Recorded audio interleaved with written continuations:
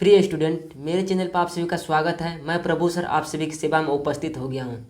देखिए स्टूडेंट, आज की क्लास में मैं करवाने जा रहा हूं यानी ऑब्जेक्टिव क्वेश्चन बैंक। हम कहते हैं क्या चीज़, तो क्वेश्चन बैंक करवाने जा रहे हैं, यानी क्वेश्चन और बैंक करवाने जा रहा हूं। यानी 2000 कितना से हम बात करेंगे, 2011 से जितना भी क्वेश्चन पूछा गया है 2000 यानी 2024 तक में, 2011 से लेकर 2024 तक में जितना भी क्वेश्चन पूछा गया सारा को हम डील करने वाले हैं इस क्लास में। आप लोग इतना से रिक्वेस्ट है आप लोग से, इस वीडियो को ज़्यादा से ज़्यादा शेयर करिएगा और साथ ही साथ अपने यानी लेवल को बढ़ाने के लिए डेली क्लास करिएगा, ताकि परीक्षा का तैयारी आपको सबसे आसान तरीका से हो सके। और इस चैप्टर बाय चैप्टर हम कराने जा रहे हैं। ऑब्जेक्टिव क्वेश्चन क्या कराने जा रहे हैं, चैप्टर बाय चैप्टर कराने जा रहे हैं। यानी आज जो चल रहा है पहला चैप्टर चल रहा है यानी राष्ट्रवाद, यानी क्या है राष्ट्रवाद। चैप्टर नंबर 1 हिस्ट्री चल रहा है, अभी सोशल साइंस का हिस्ट्री चैप्टर नंबर 1 राष्ट्रवाद यानी चल रहा है। पहला नंबर चैप्टर का नाम क्या है, राष्ट्रवाद। आइए इन्हीं के बारे में सारा ऑब्जेक्टिव को आज हम कवर करेंगे। और सबसे पहले खासियत देख लीजिए इसका।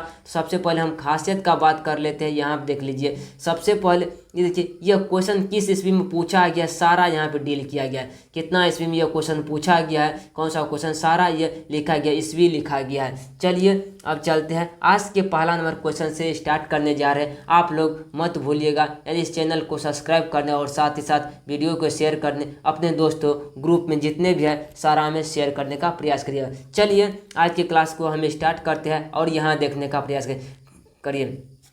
अब देखिए यहाँ देखने का प्रयास कीजिए, कह रहा है कि सन, देखिए क्या कह रहा है, सन 1800 यानी कह रहा है सन 1870 में फ्रांस और प्रसा के बीच युद्ध कहाँ हुआ था। यानी कह रहा है सन 1870 ईस्वी में फ्रांस और प्रसा के बीच युद्ध कहाँ हुआ था। और यह क्वेश्चन जो है 2015 में पूछा गया है। कब पूछा गया है, 2015 में यह क्वेश्चन पूछा गया है। वेरी वेरी इंपॉर्टेंट क्वेश्चन है यह। यानी कह रहा सन 1870 में, सन 1870 ईस्वी में निकाल गया फ्रांस और प्रसा के बीच युद्ध कहाँ हुआ था। फ्रांस और प्रसा के बीच युद्ध जो हुआ था ये हुआ था सेडौन में हुआ था। कहाँ हुआ था, सेडौन में हुआ था।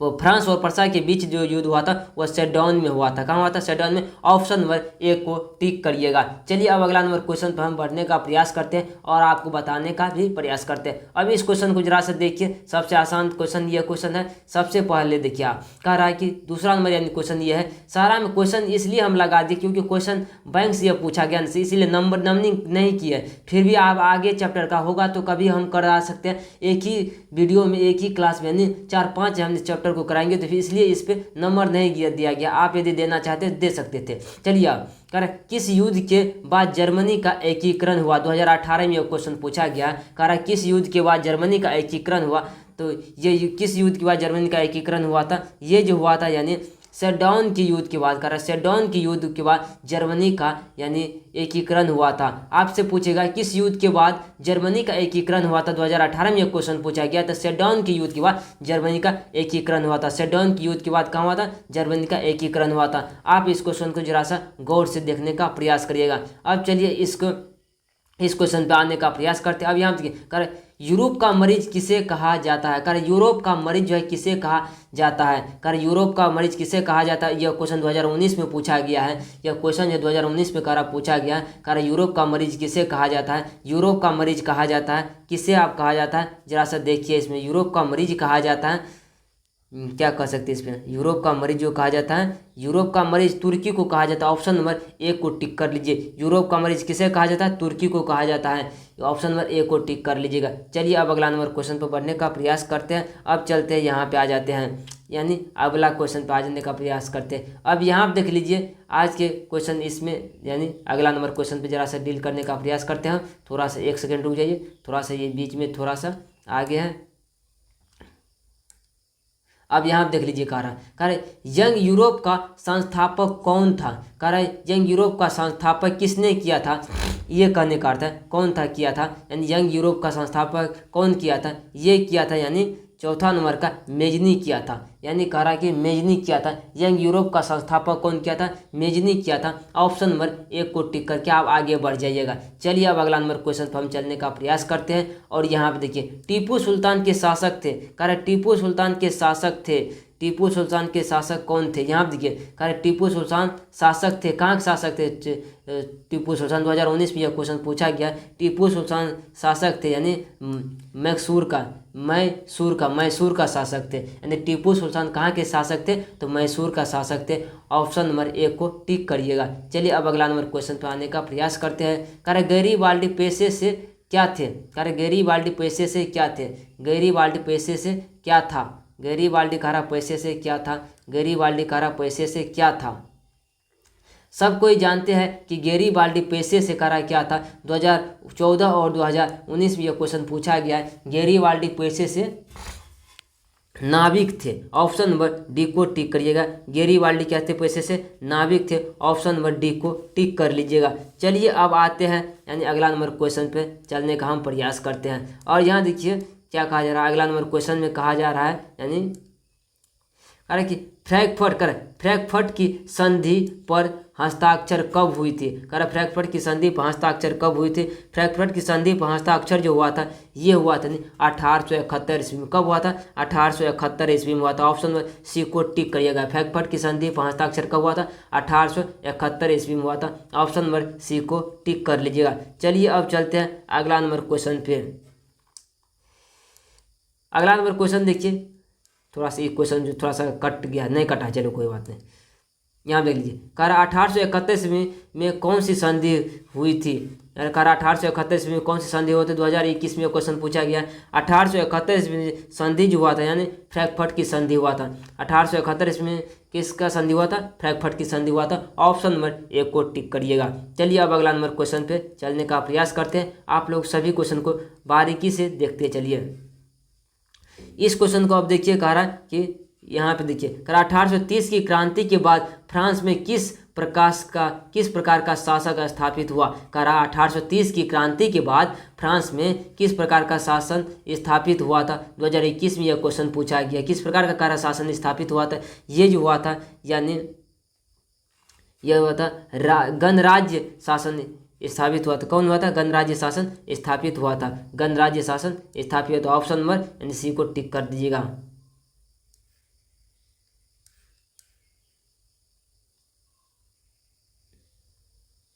एक सेकेंड, हाँ ठीक। चलिए अब अगला ये तो हो गया, गणराज्य स्थापित किया। अब यहाँ आप देखते हैं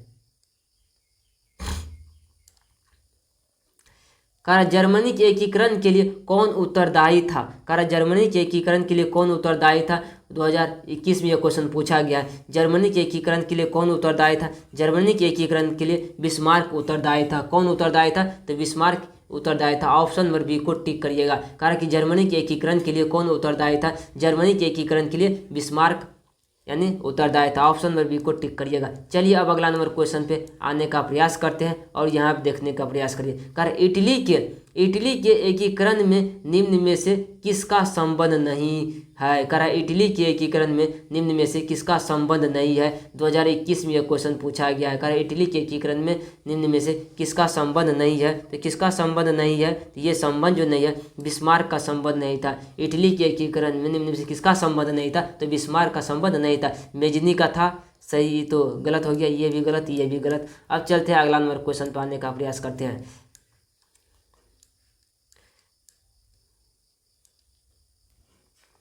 इटली और जर्मनी के एकीकरण के विरुद्ध निम्न में कौन था? इटली और जर्मनी के एकीकरण के विरुद्ध निम्न में कौन था? 2021 में यह क्वेश्चन पूछा गया है। 2021 में यह क्वेश्चन पूछा गया है। ये जो है यानी ऑस्ट्रिया था। इटली और जर्मनी के एकीकरण में के विरुद्ध निम्न में कौन था? ऑस्ट्रिया था। इसका विरुद्ध था, इटली और जर्मनी के एकीकरण के विरुद्ध था यानी ऑस्ट्रिया। ऑप्शन नंबर सी को टिक करिएगा। चलिए अब अगला नंबर क्वेश्चन पर आने का प्रयास करते हैं और इस क्वेश्चन को जरा सा देखने का प्रयास करते हैं। अब यहाँ पर देख लीजिए क्या कह रहा है यानी जर्मनी के एकीकरण का प्रमुख वस्तुकार कौन था? वस्तुकार कौन था? जर्मनी के एकीकरण का प्रमुख वस्तुकार कौन था? तो ये था यानी प्रमुख वस्तुकार कौन था? बिस्मार्क था। ऑप्शन नंबर यानी डी को टिक करिएगा जर्मनी के एकीकरण में। चलिए अब चलते हैं अगला नंबर क्वेश्चन पे आ जाते हैं। कह रहा फ्रैंकफर्ट की संधि, कह रहा फ्रैंकफर्ट की संधि किस वर्ष हुई थी। फ्रैंकफर्ट की संधि कह रहा किस वर्ष हुई थी। फ्रैंकफर्ट की संधि जो हुआ था 1871 ईस्वी में हुआ था। ऑप्शन नंबर डी को टिक कर दीजिएगा। फ्रैंकफर्ट की संधि किस ईस्वी में हुआ था, 1871 ईस्वी में हुआ था। अब चलिए अगला नंबर क्वेश्चन पे चलने का प्रयास करते हैं। इस क्वेश्चन को जरा से देखने का प्रयास कीजिए। कह रहा जीव जलवेरिन संबंध था, कह रहा जलवेरिन का संबंध था। जलवेरिन का संबंध किससे था, कह रहा जलवेरिन का संबंध जो था व्यापारियों से था। जालवेरेन होना चाहिए, जालवेरेन, कह रहा जालवेरेन का संबंध था व्यापारियों से था। ऑप्शन नंबर यानी टिक को टिक करिएगा, यानी जालवेरेन था इसका संबंध। चलिए अब अगला नंबर क्वेश्चन पर आ जाते हैं, प्रयास करते हैं। कर जेनेवा की संधि हुई थी, कर जेनेवा की संधि, जेनेवा की संधि कह हुई थी। कर यहाँ देखिए कर जेनेवा की संधि कब हुई, कर जेनेवा की संधि जो हुआ था यानी किस ईस्वी में हुआ था जेनेवा का संधि, 1954 ईस्वी में जेनेवा का संधि हुआ था। जेनेवा का संधि कब हुआ था, 1954 ईस्वी में हुआ था। ऑप्शन नंबर यानी एक को टिक करिएगा। चलिए अब अगला नंबर क्वेश्चन पे चलते हैं। अब यहाँ देख लीजिए कह रहा काउंट काबूर को विक्टर इमैनुअल ने किस पद पर नियुक्त किया। कह रहा काउंट काबूर को विक्टर इमैनुअल ने किस पद पर नियुक्त किया। 2020-2022 में पूछा गया है ये क्वेश्चन। किस पद पे किया था, यानी ये जो क्या था प्रधानमंत्री पद पे किया था। कौन पे किया था, प्रधानमंत्री पद पे किया। ऑप्शन नंबर सी को टिक करिएगा। चलिए अब अगला नंबर क्वेश्चन पाने का प्रयास करते हैं, क्या कहा जा रहा है। कर वियना सम्मेलन हुआ था, कर वियना सम्मेलन जो हुआ था यानी 1815 ईस्वी में हुआ था। वियना सम्मेलन कब हुआ था, 1815 ईस्वी में वियना सम्मेलन हुआ था। अब यहाँ कर निम्न में से किसके योगदान से इटली का एकीकरण पूर्ण हुआ। किसके योगदान से कह रहा इटली का एकीकरण पूर्ण हुआ था।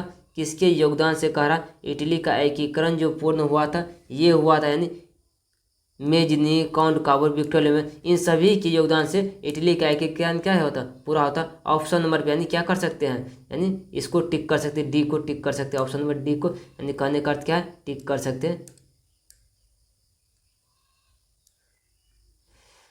अब चलिए अगला नंबर क्वेश्चन पे आ जाते हैं, यानी अब इस क्वेश्चन पर आने का प्रयास करते हैं। इस क्वेश्चन को जरा सा देखिए गौर से आप लोग।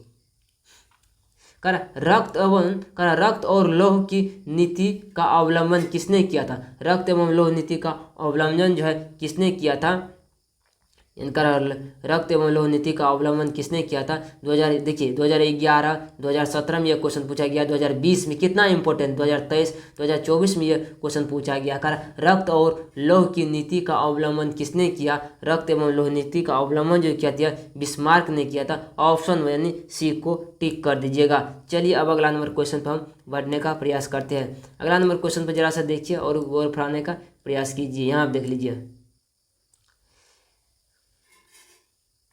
कर जर्मन राइन राज्य का निर्माण किसने किया था। कर जर्मन राइन राज्य का निर्माण किसने किया था। 2011 2000 यहाँ फिर देखिए 2011 2022 2023 में यह क्वेश्चन पूछा गया है। कर जर्मन राइन राज्य का निर्माण किसने किया था। जर्मन राइन राज्य का निर्माण जो यह किया था नेपोलियन बोनापार्ट ने किया था। कर जर्मन राइन राज्य का निर्माण किसने किया था, नेपोलियन बोनापार्ट ने किया था। ऑप्शन नंबर बी को टिक करिएगा। चलिए अब अगला नंबर क्वेश्चन पर चलने का प्रयास करते हैं। जरा से इस क्वेश्चन को देखिए। यहाँ क्या कह रहा है, निम्न में से किस सम्मेलन में जर्मनी की क्षतिपूर्ति राशि को कम कर दिया गया था। किस में क्षतिपूर्ति राशि को कम किया था, जर्मनी की क्षतिपूर्ति राशि को कम किया था, किस सम्मेलन में किया गया था। ये किस सम्मेलन में किया गया था, ये जो सम्मेलन का बात हम करेंगे। ऑप्शन मैंने लौसन सम्मेलन हुआ था। एक लौसन सम्मेलन हुआ था, उसमें क्या किया था, इससे कम कर दिया था, यानी जो हाँ क्षति पहुँचा था उसके। अब चलिए इसको देखिए, हिंगेल देश का, इस क्वेश्चन को जरा सा देखिए क्या कह रहा है। कह रहा है हिंगेल देश का दार्शनिक था। हिंगेल देश का दार्शनिक कौन था, 2023 में यह क्वेश्चन पूछा गया। कह रहा है हिंगेल देश का दार्शनिक था। हिंगेल देश का दार्शनिक जो था यानी क्या कह सकते, हिंगेल देश का दार्शनिक था जर्मनी था। हिंगेल देश का दार्शनिक कौन था, तो जर्मनी था। ऑप्शन नंबर सी को टिक करिएगा। चलिए अब इस क्वेश्चन पे आ जाते हैं। यहाँ पे देखने का प्रयास करते हैं क्या कहा गया इस क्वेश्चन को। अब देखिए यहाँ पर कह रहा है वियना सम्मेलन का मुख्य उद्देश्य क्या था। वियना सम्मेलन का कह रहा मुख्य उद्देश्य क्या था, यानी वियना सम्मेलन का मुख्य उद्देश्य जो था यानी राजतंत्रों को पूर्ण स्थापित करना। राजतंत्रों को क्या था, पूर्ण स्थापित करना। ऑप्शन में यानी डी सी को टिक करिएगा, राजतंत्र को पूर्ण स्थापित करना था। ऑप्शन नंबर यानी सी को टिक करिएगा। चलिए अब इस पे आ जाने का प्रयास करते हैं, तो देखते हैं इस क्वेश्चन को किस प्रकार से डील किया जाएगा। कर फ्रांसीसी क्रांति कब हुई, 2023 में यह क्वेश्चन पूछा गया। फ्रांसीसी क्रांति कब हुई थी। फ्रांसीसी क्रांति हुआ था 1789 ईस्वी। फ्रांसीसी क्रांति 1789 ईस्वी में हुआ, 1789 ईस्वी में हुआ था। ऑप्शन में यानी ए को टिक करिएगा। ये क्वेश्चन लगता है थोड़ा सा, चलिए रहने दीजिए, अभी सही था। यहाँ देख लीजिए, मेजनी का संबंध किस गठन से था। कारण मेजनी का गठन जो था किस संबंध से था। मेजनी का संबंध कार्बोनरी गठन से था। मेजनी का संबंध किससे था, कार्बोनरी गठन था। ऑप्शन नंबर यानी बी को टिक करिएगा। मेजनी का संबंध किस संगठन से था, मेजनी का संबंध कार्बोनरी संगठन से था। अब इसको जरा सा देखने का प्रयास कीजिए। कारण राष्ट्रीय आंदोलन का केंद्र जेना विश्वविद्यालय कहाँ स्थित है। करा राष्ट्रीय, क्या करा राष्ट्रीय, देखिए हमें काष्ट्रीय करा राष्ट्रीय आंदोलन का केंद्र जेना विश्वविद्यालय कहाँ स्थित है। 2023 में यह क्वेश्चन पूछा गया था। ये जो है यहाँ कहाँ पे है, यानी जर्मनी में है। कहाँ पे स्थित है, जर्मनी में स्थित है। ऑप्शन में यानी बी को टिक करिएगा। अब इस क्वेश्चन को देखिए क्या कहा जा रहा है अगला नंबर क्वेश्चन में। कर कोसुत का संबंध किस देश से है। कर कोसुत का संबंध किस देश से है। ऑप्शन में 2000 ये देखिए 2023 में यह क्वेश्चन पूछा। कोसुत का संबंध किस देश से है। कोसुत का संबंध कर किस देश से है। कोसुत का संबंध जो यह है हंगरी से है, हंगरी से। कोसुत का संबंध किससे है, हंगरी से। ऑप्शन नंबर डी को टिक करिएगा। किस को टिक करिएगा, ऑप्शन नंबर डी को टिक कर दीजिएगा। चलिए अब अगला नंबर क्वेश्चन पे आने का प्रयास करते हैं। अब इस क्वेश्चन को जरा से देखिए। कर यूरोपियन सभ्यता का पालन किसे कहा जाता है। यूरोपियन करा सभ्यता का पालन किसे कहा जाता है। 2023 में यह क्वेश्चन पूछा गया है। यूरोपियन सभ्यता का पालन करा किसे कहा जाता है। यूरोपियन सभ्यता का पालन जो कहा जाए पोलैंड को कहा जाता है, पोलैंड को कहा जाता है। ऑप्शन नंबर डी को टिक करिएगा। अब चलते अगला नंबर क्वेश्चन पे आ जाते हैं।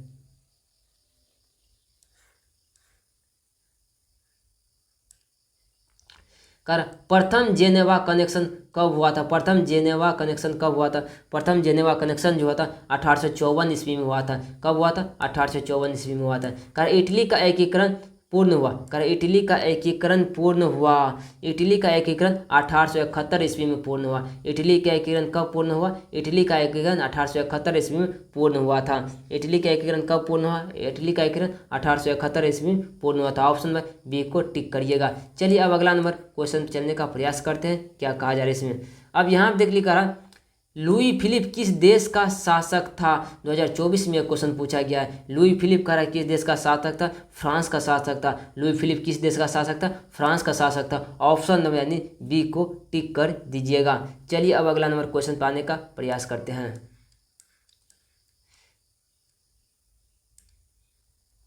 कर निम्न में से कौन मित्र राज्यों के गुट में शामिल नहीं था। निम्नलिखित में से कौन मित्र राष्ट्र के गुट में शामिल नहीं था। 2024 में क्वेश्चन पूछा गया कौन नहीं था, तो ये जो था यानी कहने का अर्थ जर्मनी नहीं था। जर्मनी यानी शामिल नहीं था।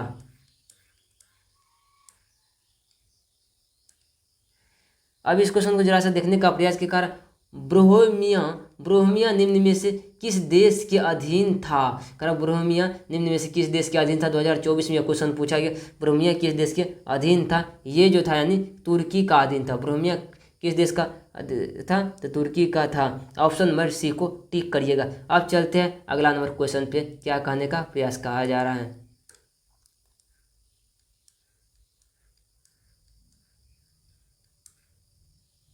चलिए तो सारा क्वेश्चन आज के क्लास में यानी ख़त्म हो गया था। आज मिलते हैं अगले क्लास में। आज के लिए जय हिंद जय भारत। आप लोग ज़रूर से ज़रूर इस कमेंट करिएगा और शेयर करिएगा। तो आप लोग को थोड़ा सा दिल से आप लोग चाहिएगा हम मुझे भी, ताकि आपके लिए लोग के लिए हम मेहनत जो है काफ़ी अच्छी तरीक़ा से नहीं कर सके। तो आप लोग से रिक्वेस्ट मेरा इतना से है कि वीडियो को ज़्यादा से ज़्यादा शेयर करिएगा और चैनल को सब्सक्राइब करिए और लाइक करिएगा। तो चलते मिलते हैं अगले क्लास में। आज के लिए जय हिंद जय भारत।